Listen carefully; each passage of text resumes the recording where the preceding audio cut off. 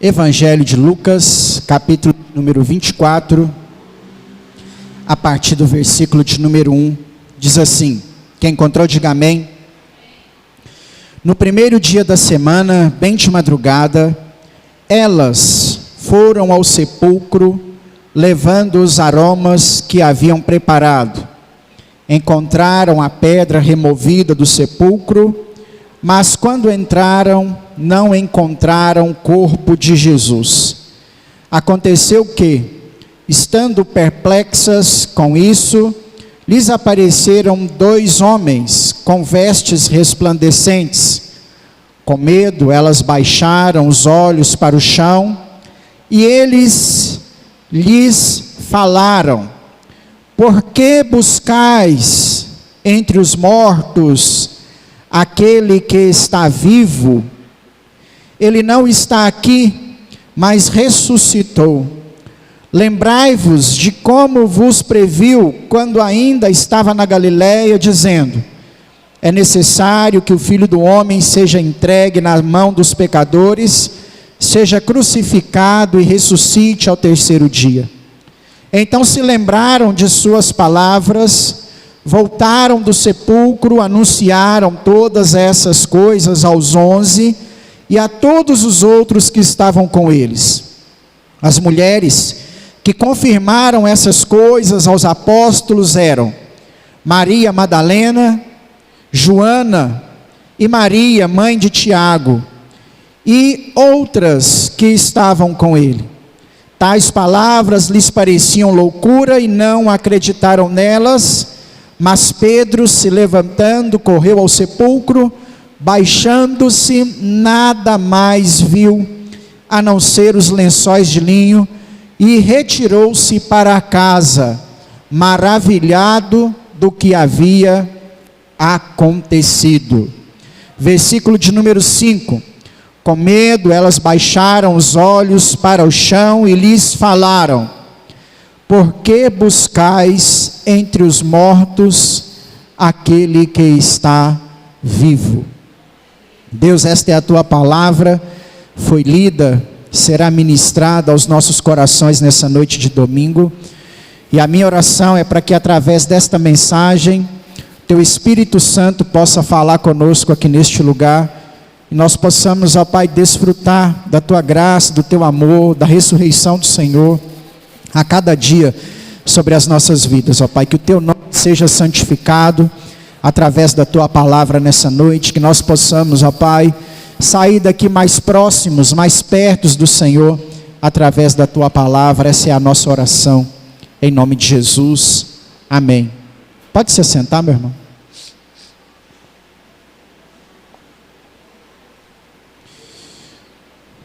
Como disse aos irmãos aqui durante os avisos, hoje pela manhã, nós demos uma pausa na revista para aproveitarmos a oportunidade e falarmos um pouco a respeito da Páscoa.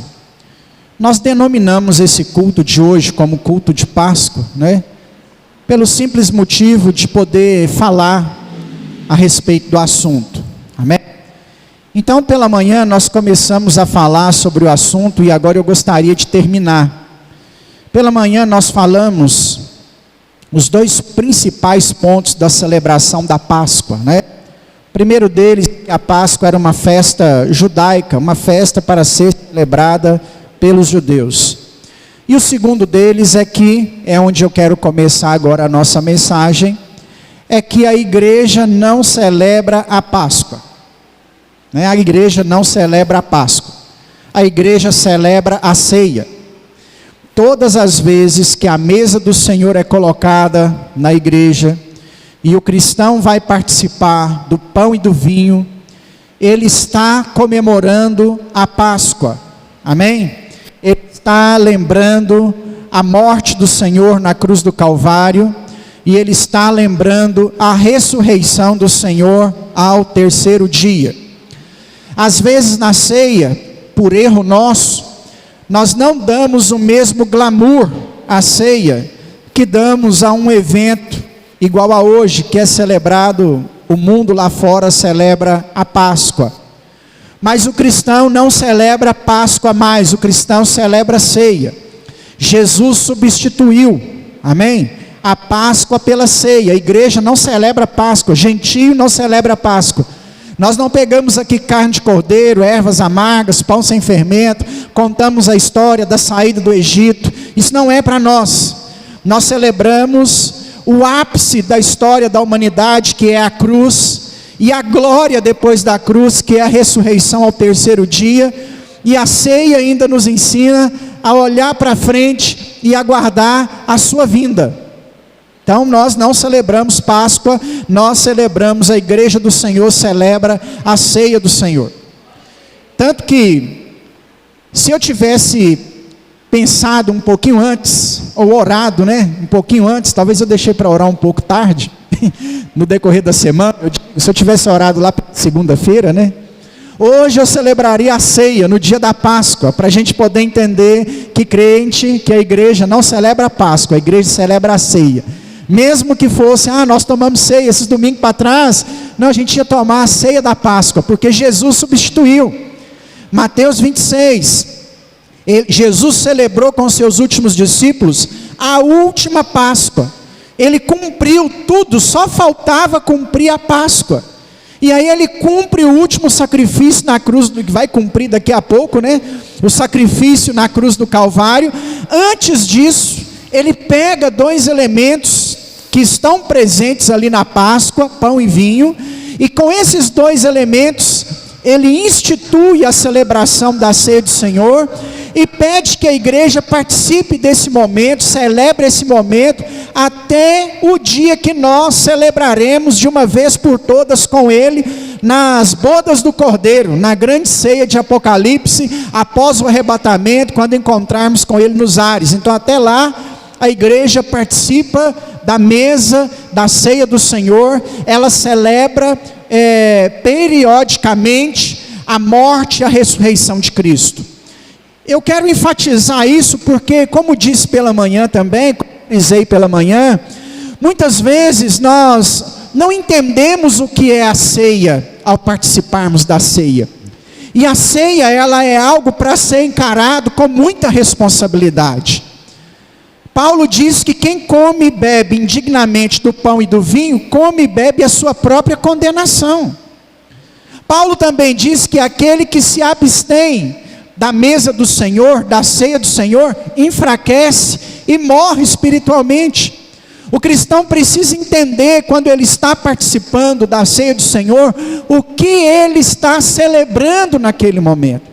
E a celebração daquele momento é a celebração da morte do Senhor, é a celebração do sangue de Jesus derramado na cruz do Calvário, simbolizado através do vinho.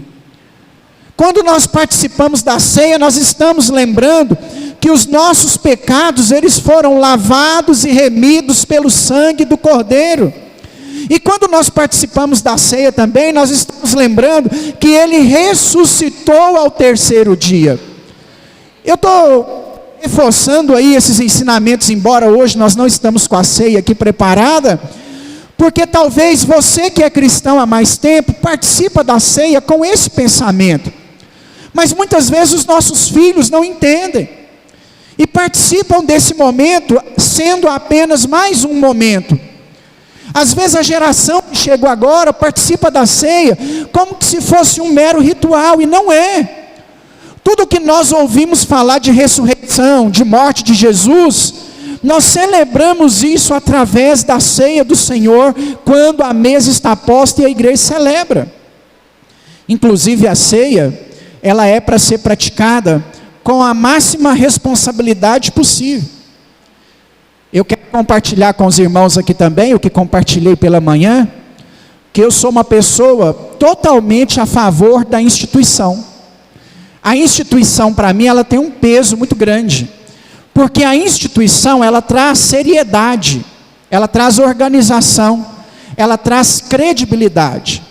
Hoje, a instituição, ela está um pouco banalizada, porque muitas pessoas acordam pela manhã, ungem a própria testa e falam assim: você é pastor da minha própria igreja agora. E aí não pertence a instituição nenhuma, não faz parte de nada, não se preparou em lugar nenhum, não é submisso a ninguém, não tem um líder. Se ele não pode pecar, ele está quase na posição de papa, né? Porque se ele pecar, quem vai corrigir? Ele tem que ser infalível. O líder dessa igreja que não pertence a uma instituição, ele tem que ser infalível, ele nunca pode cometer pecado nenhum, porque se ele cometer algum pecado, quem vai corrigir? Então eu acredito que a instituição, ela traz uma credibilidade. Eu fico impressionado de ver pessoas que seguem determinados grupos religiosos, que não estão submissos a nada, que não fazem parte de instituição nenhuma, que são pastoreadas por alguém que não se preparou, e o que eu vou falar aqui agora para frente é sério, que são pastoreadas por pessoas que não têm chamado ao ministério pastoral, que simplesmente acordaram um dia e falaram assim: não concordo com o pastor, vou abrir minha própria igreja. Não tem um chamado.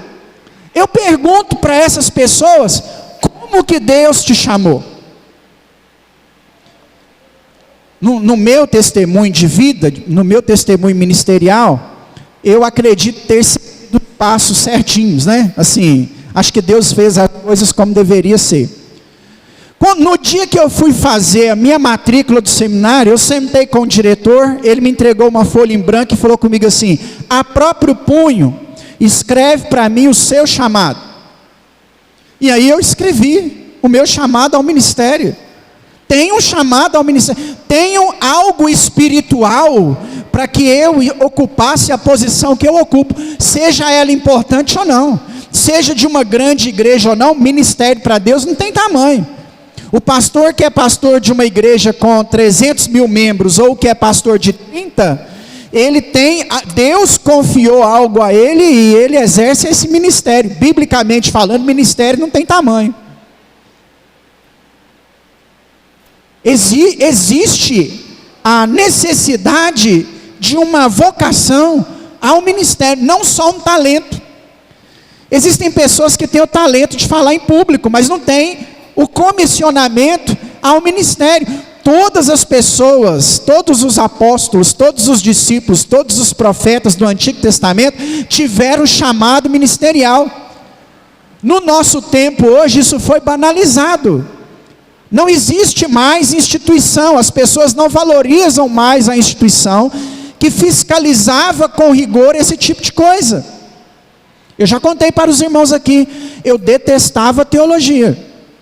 Eu achava que a teologia matava, que todo mundo que ia fazer seminário desviava, virava alcoólatra, bebedor de vinho, e eu jamais concordava com alguém que fizesse seminário. Eu tinha ranço, nojo, náusea de alguém falar para mim que tinha que ler outra coisa que não fosse a Bíblia. Você vê como que o tempo, né? Porque hoje eu sou um eterno apaixonado, além da Bíblia e da teologia. Um dia eu estava orando no monte, por questões pessoais, clamando ao Senhor, junto com um irmão que hoje é pastor também. Ele me pegou em casa e a gente foi orar no monte. E eu chorava mesmo, me debulhava em lágrimas, questionando Deus algumas coisas que não estavam acontecendo na minha vida.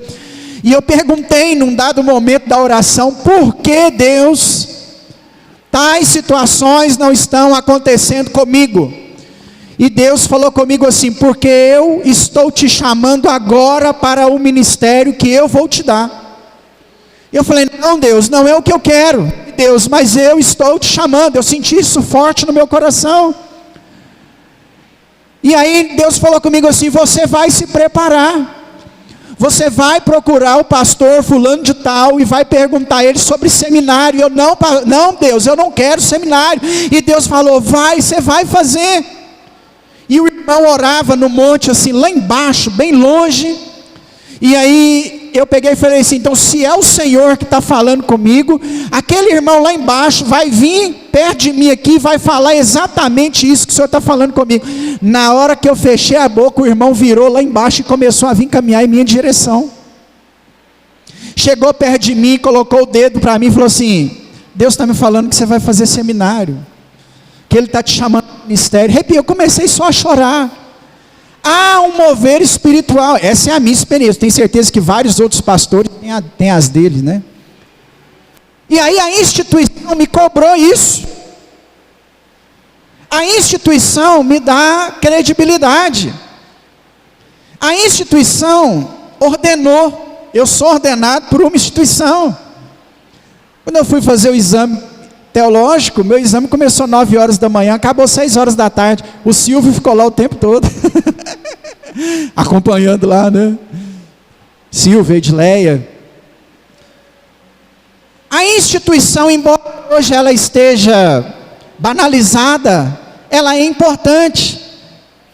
Não dá, irmãos, para seguir algo pensando assim: eu acordei agora, me considero pastor, e só porque eu orei meia dúzia de palavras em língua, eu entreguei uma profecia, você acredita em mim? E se esse camarada pecar? Eu não quero pecar, mas e se eu pecar? Tem uma convenção, tem alguém que você vai chamar, tem alguém que você substitui. Se os irmãos não estiverem felizes comigo, a convenção troca, arruma outro pastor, põe no lugar. A instituição, ela dá credibilidade. A instituição, ela colocou algumas regras. Pode pensar assim: pastor, é regra humana. Mas era na tentativa de manter o negócio puro. A instituição falou assim: vamos dar a ceia do Senhor só para quem é crente, para quem tem parte com o Senhor, para não correr risco de fazer errado. Por isso que a igreja não dá ceia para criança, para quem não é batizado, para quem está no pecado. Igreja sem instituição dá a ceia para quem está no alcoolismo, para quem está na prostituição, para quem vive amaziado, para quem não regularizou a vida diante de Deus e diante dos homens. Não, essa doutrina é doutrina de homens, é a instituição. Todo mundo pode tomar ceia. A instituição estava preocupada com a seriedade, porque quando nós nos colocamos diante da mesa do Senhor para participarmos da ceia do Senhor, isto é sério. Você tem que lembrar do Jesus que morreu por você e ressuscitou ao 3º dia. E nós não celebramos na Páscoa, nós celebramos isso na ceia. Pastor, a ceia é cheia de regrinhas. Onde que está na Bíblia? Não é da Bíblia mesmo não. É da instituição, tentando se organizar, tentando fazer a coisa certa. Na época que eu me batizei, eu tive que esperar fazer 16 anos para batizar. Pastor meu não batizava com 15 anos incompletos. Teve que esperar. Fiz o curso de batismo, aquela revista Passo a Passo, com as 4 revistinhas, esperando. Não é porque tinha que fazer as 4, não. É porque estava esperando a idade chegar. É a instituição.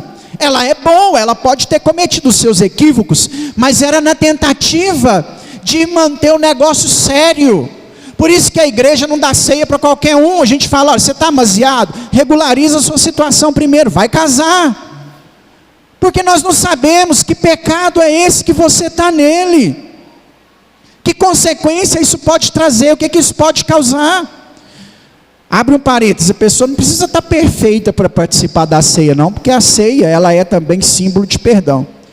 Mas esses pecados, prostituição, adultério, algum vício, né? Alcoolismo, droga, cigarro, você tem que se abster. É um pecado muito, não tem pecado grave, mas são pecados, vamos dizer assim, são pecados que prendem mais do que outros. É diferente você estar fumando um cigarrinho aí há 1 ano, do que você ter deslizado num palavrão aí durante o dia, obrigado com a sua esposa. Você está enchendo a cara aí há meses. É diferente de você ter, talvez, falado uma inverdade durante aquele dia. Não é? Você está agarrado na bebida alcoólica aí, é diferente de você ter desobedecido seu pai. Então, esses aí você pode pedir perdão. O largar a bebida, não. A mentira você fala: ô Senhor, me perdoa, não devia ter falado. Ô Senhor, briguei, não devia ter brigado. Xinguei, não devia ter xingado. Está preso ao vício, não tem jeito de você falar na hora, você vai ter que mostrar para Deus que você libertou. Por isso que a igreja não serve ceia para qualquer um. Aí nós somos institucionais, nós precisamos ser institucionais para que isso dê para nós aí algum respaldo. Não dá, irmãos. Não dá para acharmos que nós somos infalíveis, nós precisamos estar debaixo de autoridade. Amém? Se eu pecar, eu tenho que ter alguém para me punir, para me disciplinar. Isso é de Deus, isso é bíblico. Voltando aqui à nossa Páscoa, para a gente não fugir tanto do assunto. A igreja não celebra Páscoa, a igreja celebra ceia. Isso não significa que a data não possa ser mencionada. Amém? Então, nós celebramos a Páscoa? Não. Mas isso significa que não precisa ser mencionado? Não, muito pelo contrário.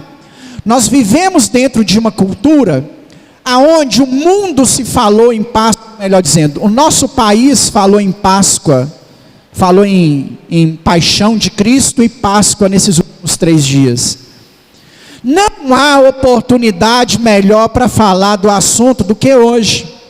Não há. Eu vou deixar aqui uma opinião pessoal, particular minha. Filtre com oração e unção do Espírito Santo para revelar a você, e conhecimento bíblico, tá? E chegue também à sua própria conclusão. Um exemplo: você não acha ovo de Páscoa para comprar em qualquer época do ano. Aliás, se você for comprar amanhã, não tem. Você caçar amanhã um ovo de Páscoa, mesmo que você esteja disposto a pagar R$1.000, você chegar no supermercado, não vai ter nem os quebrados, porque os quebrados alguém comprou de última hora para dar para alguém, né? A gente pode ouvir muitas histórias, né? De que há consagrações passadas, a deuses que eram adorados através do ovo de chocolate. Se isso incomoda o seu coração, não faça, né? Mas você quer uma oportunidade melhor do que pegar o chocolate, entregar para a criança e falar assim: olha, isso aqui não é Páscoa. Come, é gostoso, é bacana, você não vai ver ovo durante o ano mais, mas isso aqui não é Páscoa. A Páscoa é Jesus que ressuscitou, né? Talvez você não precisa privar o seu filho, para ele, coitadinho, chegar na escola terça-feira e o coleguinha falar: eu ganhei um lá, e o outro: eu ganhei um som de valsa, e o outro: não, eu ganhei uma caixa de bombom, eu sou crente, não ganhei nada, né? Pedagogicamente, talvez isso não seja assim pedagogicamente, talvez não seja uma coisa muito bacana para criar no coração do seu filho, embora vai gerar algum fruto espiritual, não tenho dúvida, se você for mais extremista, né? Mas quer uma oportunidade melhor? Eu estou pegando o exemplo do chocolate para o seguinte: quer uma oportunidade melhor para ensinar sobre a verdadeira Páscoa do que agora? Quer uma oportunidade melhor para falar que Jesus ressuscitou do que agora? Ah, pastor, só citou o ovo, mas faça com outra coisa. Se tem alguma coisa contra o ovo, faça com outra. Faz um bolo lá. Eu vi a Edileia estava vendo um vídeo lá de um bolo, né? Um bolo que era um túmulo vazio. A pessoa fez o bolo e o bolo era um túmulo vazio. É Páscoa, bolo, túmulo vazio, Jesus. Beleza, cumpriu o papel. Didaticamente, não há oportunidade melhor para que nós possamos ensinar o verdadeiro sentido da Páscoa do que numa data igual hoje. Nós não sabemos ao certo o dia que Jesus nasceu, mas sabemos exatamente o dia que ele morreu. E ele morreu na festa da Páscoa. Se você pegar o calendário judaico, você vai ver lá a segunda semana, o 14º dia do segundo mês, celebrar a Páscoa do Senhor. Aquele é o dia que Jesus morreu. Nós não sabemos o dia que ele nasceu, mas sabemos o dia que ele morreu. Sabemos o dia que ele ressuscitou ao certo. Que oportunidade melhor para se fazer menção do que aconteceu naquele dia, do que nessa data propriamente dito. A igreja não celebra a Páscoa, mas significa que a Páscoa é do capeta. Não falo sobre a Páscoa, aqui em casa nós não celebramos a Páscoa. Não, é a oportunidade de tocarmos no assunto. É uma opinião particular, o que eu te disse é a respeito da didática. Pastor, não, estou muito bem sem comemorar a Páscoa. Você é livre. Você é livre. Creio eu que toda oportunidade que a gente tem para estar em família, e as datas, querendo ou não, indiretamente apontam para isso, é uma data importante. né? Vou sentar em família aqui e lembrar que Jesus ressuscitou. Qual o pecado nisso? Qual o erro? Não, a data é pagã, é católica. Vamos fazer da forma certa? Nós fomos os maiores beneficiados da ressurreição de Cristo. Por que não valorizaríamos o maior evento da história? O maior evento da história. Vivemos num país de tradição católica romana, que nos ensina, no entremeio das palavras, que a cruz é o momento mais importante da história. A nossa tradição nacional nos faz viver à sombra de uma cruz, de um Cristo morto. A tradição que nós servimos, que nós fomos criados nela, e às vezes é difícil tirar isso do nosso coração, nos ensina a viver atrás da morte de Cristo. E a morte de Cristo tem o seu valor, porque traz perdão de pecados. Eu não quero descredibilizar, não é isso que eu quero fazer. Eu quero te mostrar um ponto mais importante. A nossa tradição nos leva a procurar Jesus entre os mortos, como aconteceu com Maria Madalena.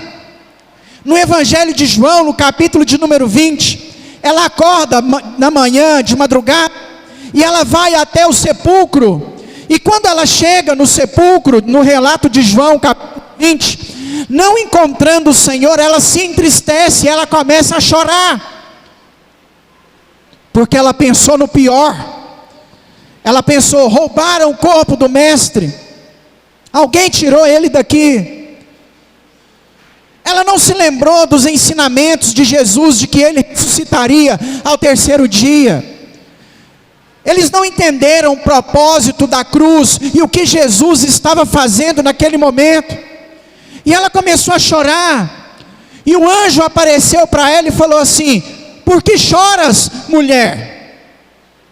No texto de João, não no texto que nós lemos. Por que choras?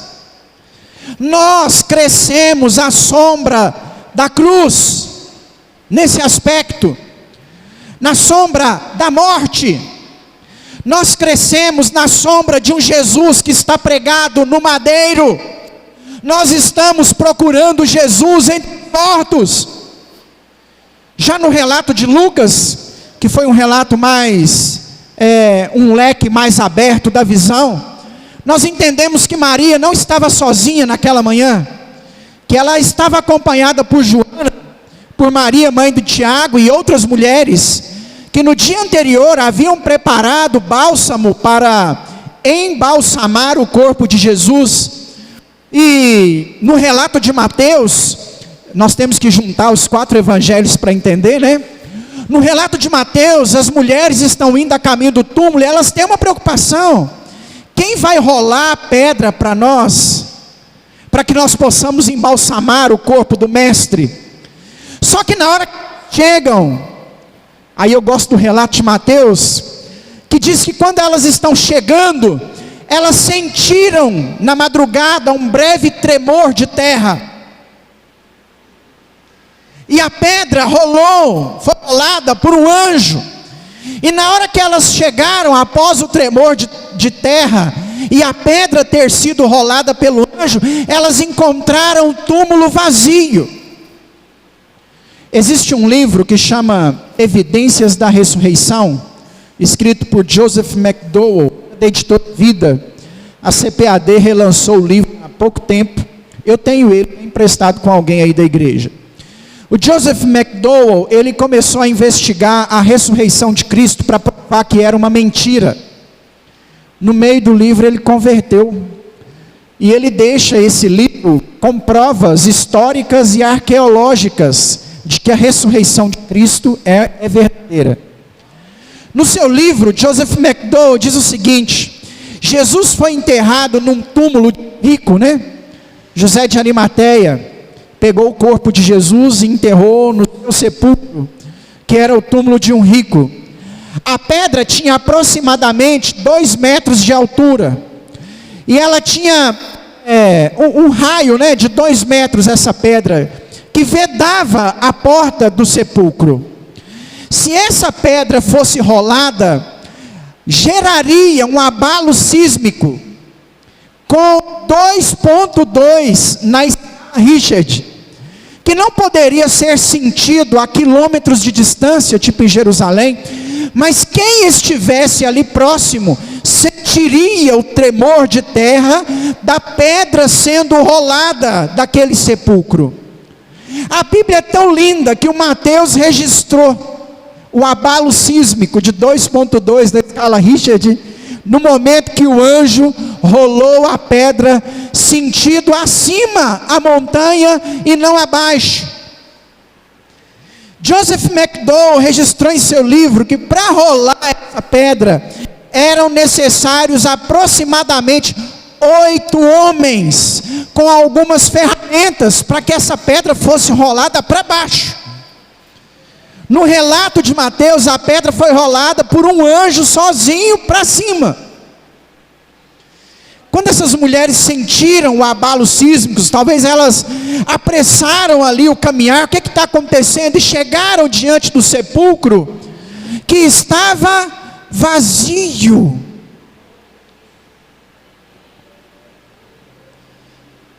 Chegaram lá, olharam, e só tinha os lençóis. Maria Madalena, imagino eu, juntando as 3 histórias, saiu para um canto e foi chorar. Enquanto ela foi para esse canto chorar, apareceu um anjo, ela achou que era o jardineiro, e falou assim: se você pegou o corpo do meu mestre, por favor, fala onde ele está, nós queremos. E aí ele responde: por que choras, mulher? Abre um parêntese. A ressurreição de Cristo, a Páscoa, ela me ensina que eu não devo procurar Jesus nos lugares errados. Quantas vezes nós procuramos Jesus nos lugares errados? Jesus é a nossa alegria, irmãos. Jesus é a nossa felicidade. Jesus é o bem mais precioso que nós podemos alcançar. Não procure Jesus numa garrafa de cerveja. Não procure Jesus numa noite de prazer. Não procure Jesus na mesa de baralho. Não procure Jesus num cachimbo de crack, num cigarro de maconha. Ele não está lá. Não procura Jesus na dor. Não procura Jesus na angústia, embora Ele conheça as suas dores, embora Ele conheça as suas angústias. Por que que nós procuramos o Senhor em lugares errados? O anjo fala para as mulheres no Evangelho de Lucas que nós lemos aqui: por que procurais entre os mortos aquele que vive? Nós não caminhamos mais à sombra da morte. A cruz simboliza a morte, a ressurreição simboliza a vida. A ressurreição é a vida. Ele disse: eu sou a vida. Quem crê em mim, ainda que esteja morto, viverá. Ele é a ressurreição. Nós não caminhamos mais à sombra da morte. A cruz, ela tem o valor para nós. O sangue derramado, o perdão dos pecados foi por mim. Nós nos entristecemos quando olhamos para a cruz e lembramos que era para que nós pudéssemos estar lá. Os nossos pecados estavam lá, foi por nossa causa que Ele estava lá. Mas há um evento mais glorioso que a cultura brasileira às vezes tenta tirar de nós. Ele vive. Ele ressuscitou, e nós caminhamos à luz da ressurreição e não da morte. Ele desceu da cruz, o túmulo está vazio, Ele não está morto, Ele vive. A nível de religião, qual grande líder religioso ressuscitou ao 3º dia? Nenhum, irmão. Maomé morreu e não ressuscitou. Gandhi morreu e não ressuscitou. Buda morreu e não ressuscitou. Maria morreu e não ressuscitou. João Paulo II morreu e não ressuscitou. Todos morreram. Joseph Smith, fundador da Igreja dos Santos dos Últimos Dias, morreu e não ressuscitou. O companheiro lá da Testemunha de Jeová morreu e não ressuscitou. Os pais de santos aí morreram. Chico Xavier morreu e não ressuscitou. Só o nosso Deus ressuscitou ao terceiro dia, vive e reina para sempre. Só Ele. Nós não caminhamos mais à luz, à sombra, perdão, da morte. Nós caminhamos agora à luz da ressurreição. Ele vive. Pela manhã eu citei João Ribe Palharim, quero citar de novo. Inclusive tem um programa dele na Tropical FM, todos os dias, 8h30 da noite, ele conta uma historinha, é bacana, ouve lá para você ver. Segundo João Ribe Palharim, um dia chegaram um grupo de cientistas, reuniram lá no escritório da NASA, para tentar identificar qual era o objeto mais poderoso da Terra. E aí, após exames de laboratório, chegaram à conclusão que um determinado tipo de aço era o material mais resistente, mais poderoso da Terra. Falaram, o aço é mais poderoso. Aí algum cientista levantou e falou assim, não pode ser. Nós não podemos colocar esse aço como o mais poderoso. Por quê? Porque esse aço é derretido pelo fogo. E o fogo, então, é que tem que ser o mais poderoso da terra, porque ele derrete o aço. Um outro cientista se levantou e disse, então não pode ser o fogo, tem que ser a água. Porque a água apaga o fogo que derrete o aço. Aí alguém se levantou e disse, não pode ser a água, tem que ser o vento. Porque o vento sopra a água, sopra as nuvens, leva a chuva para outro continente. O vento é mais poderoso, porque o vento sopra a água, faz as ondas. O vento sopra a água que apaga o fogo que derrete o aço. Alguém se levantou e disse, então não pode ser o vento, tem que ser a montanha. A montanha é o que tem mais poderoso na terra, porque ela para o vento. O exemplo é a Cordilheira dos Andes, né? Na América, no norte da América do Sul, sul da América Central, faz o vento virar e descer aqui para a nossa região, trazendo chuva. A montanha para o vento e espalha a água, que apaga o fogo, que derrete o aço.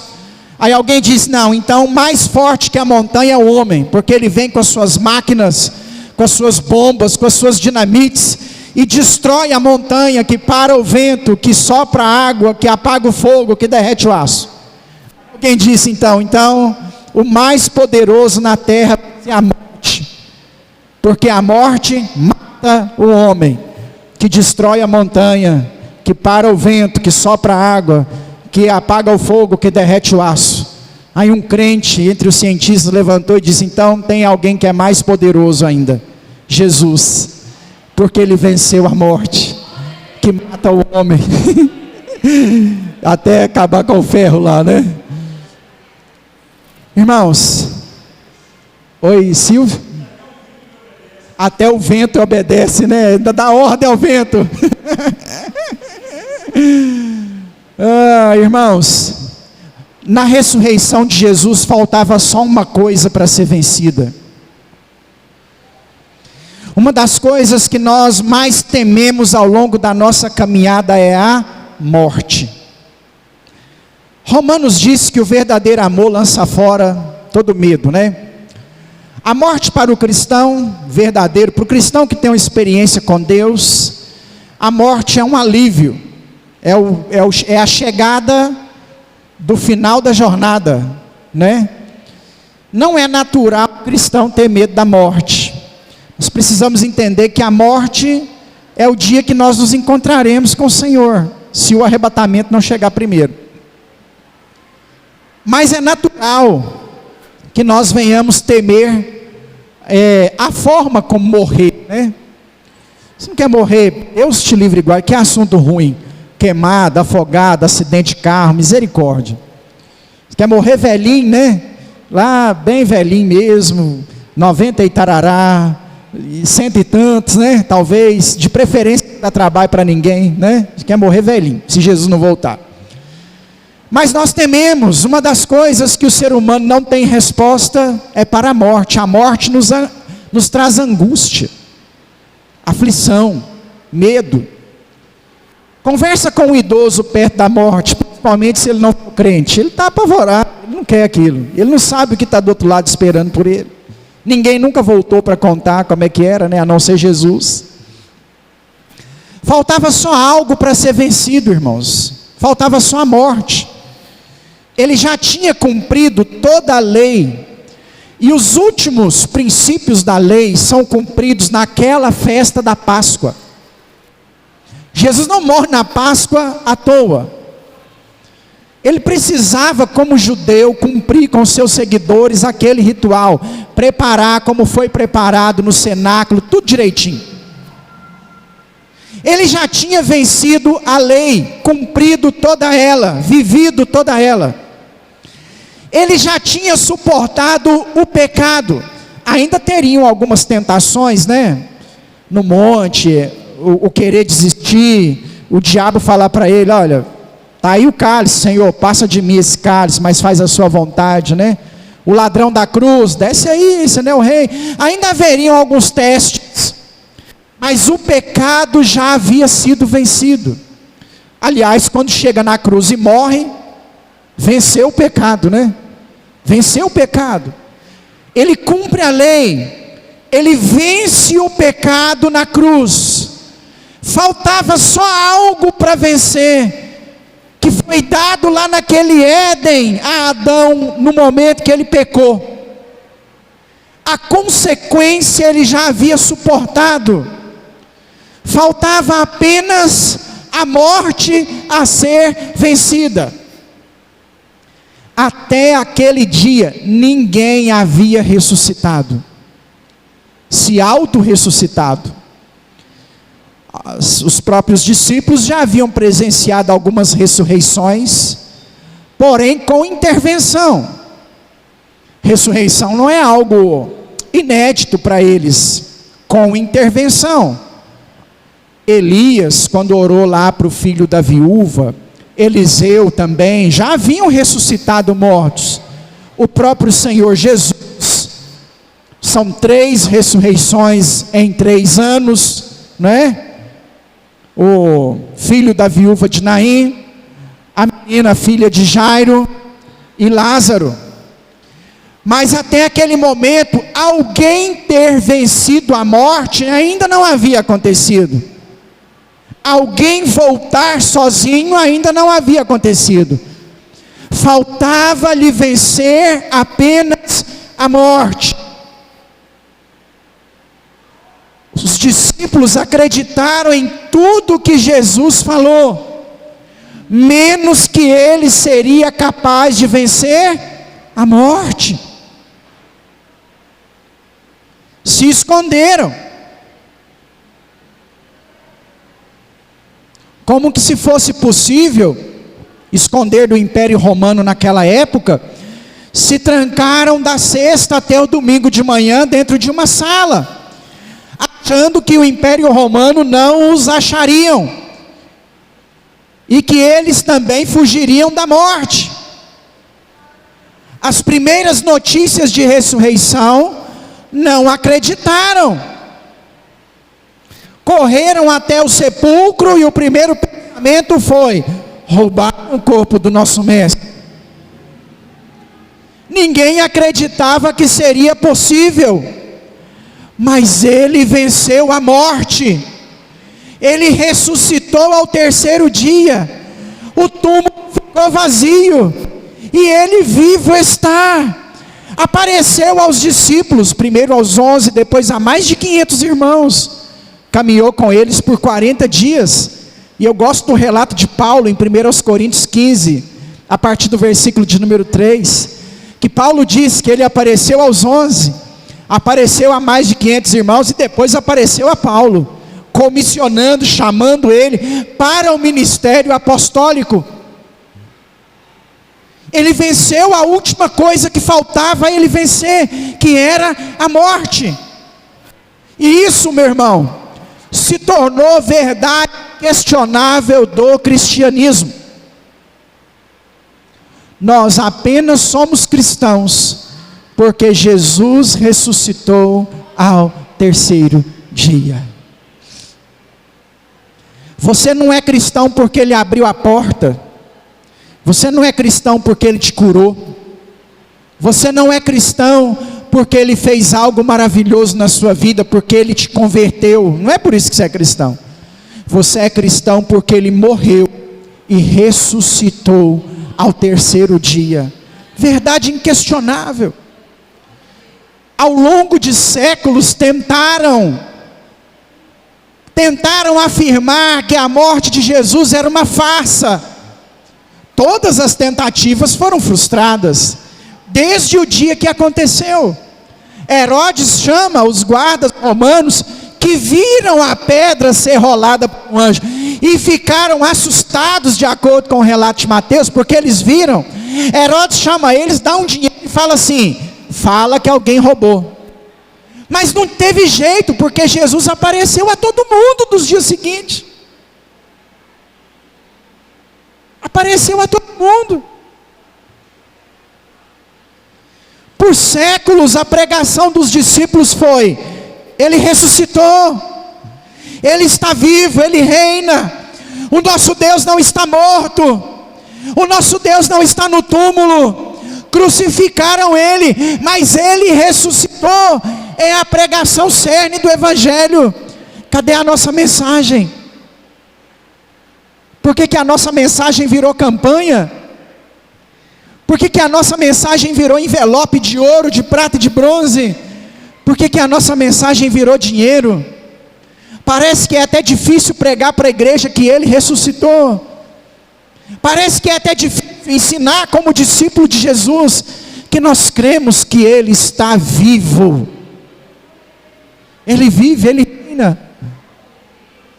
Ele está vivo, irmãos.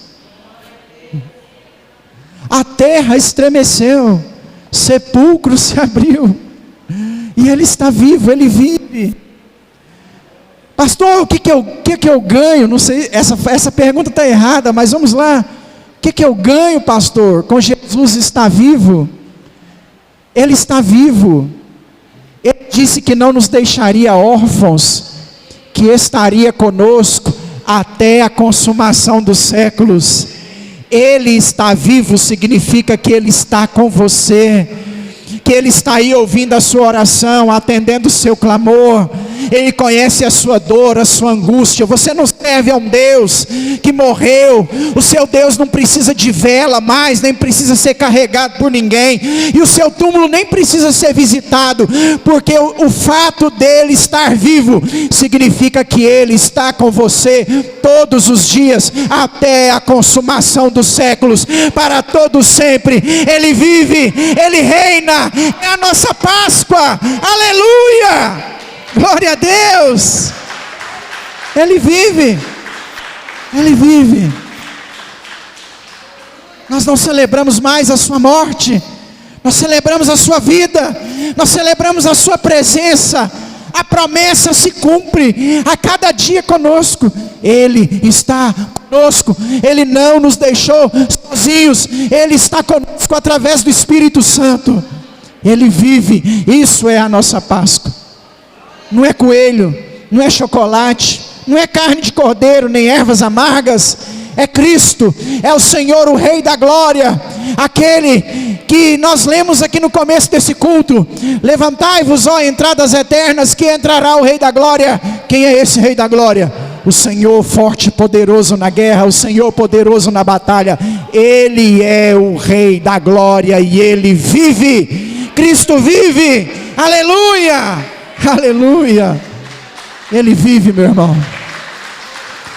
Glória a Deus, ele vive. Não se esqueça disso. A cruz é importante, em nome de Jesus, não esqueça o valor da cruz. Mas nós não caminhamos mais à sombra da morte da cruz. Nós caminhamos à luz da ressurreição, porque Ele vive. Ele vive. Aleluia. Glória a Deus. Coloque de pé. Vamos orar ao Senhor.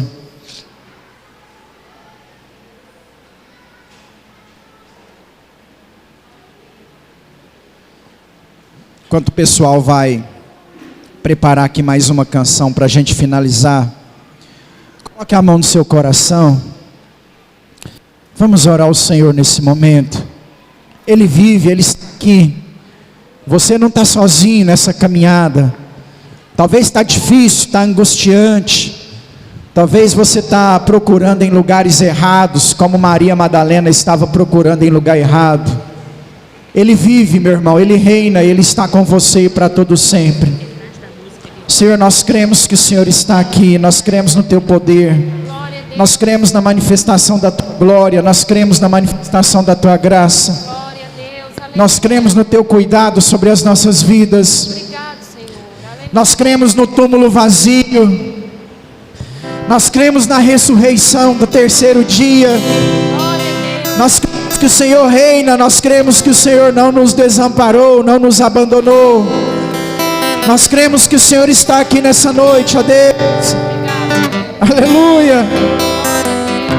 Deixou ser